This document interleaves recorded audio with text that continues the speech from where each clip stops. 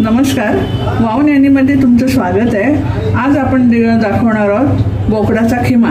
तर हा खिमा मी पाव किलो घेतलाय, त्याला मीठ आणि हळद चोळलेलं आहे। आता हा मी कुकरमध्ये 2 शिट्ट्या काढून घेणार आहे। तर चला आता आपण कुकर ठेवूया गॅसवर। त्याच्यामध्ये मी अगदी थोडं तेल टाकते, कारण नंतर आपलं परत तेल जाणार आहे त्याच्यामध्ये। आणि तो जरा 5 मिनिटं असं हलवत राहायचं, म्हणजे तो मोकळा होतो। थोडंसं आलं लसूण टाकते आणि थोडासा कांदा टाकते। मीठ आपण लावलेलं आहे, तरी पण थोडंसं टाकूया। आता पूर्ण जो गोळा होतो तो सगळा सुट्टा करून घ्यायचा। बघा आता आपल्याला हा खिमा सुट्टा झालेला आहे। आता मी याला झाकण लावून 2 शिट्ट्या काढते आणि पाणी पण पुष्कळ सुटलेलं आहे, त्याला पाणी पण घालायला नको त्याच्यात। आता आपल्या 2 शिट्ट्या झालेल्या आहेत आणि इथे कढई तापत ठेवते।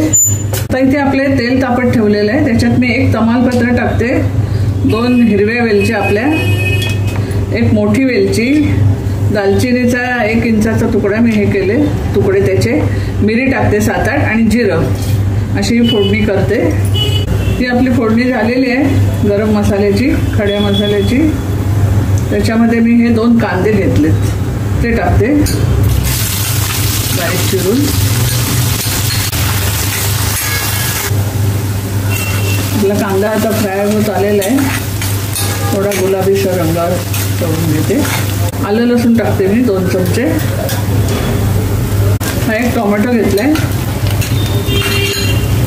बारीक चिरून।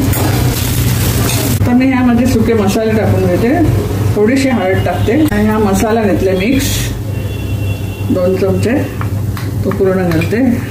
हे जिरा आणि धणा पावडर एकत्र आहे। आता आपला हा मसाला तयार झालेला आहे आणि इथे खिमा पण आपला शिजलेला आहे, तो आपण घालूया। बघा पाणी अजिबात घातलं नव्हतं मी। आणि हा मी मटार घेतलेला आहे, तो घालते।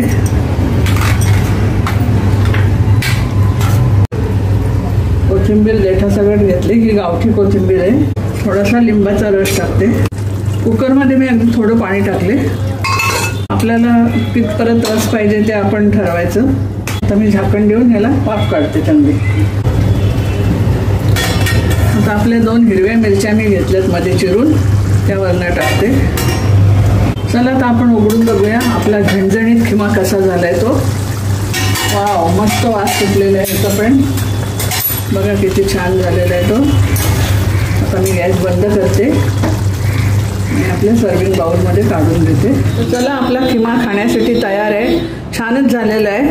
आणि त्याबरोबर मी भाकरी केले, ज्वारी आणि तांदूळ। ही ज्वारी पण मी महाबळेश्वरून आणलेली आहे, तुम्हाला सांगते। आणि त्याच्याबरोबर आता मी ही खाणार आहे भाकरी, आणि खूपच छान लागतं। मटार वगैरे घातलंय, तर कुठलंही वाटण न घालता फक्त आलं लसूणच घातलेलं आहे, चांगली तरी पण सुटलेली आहे।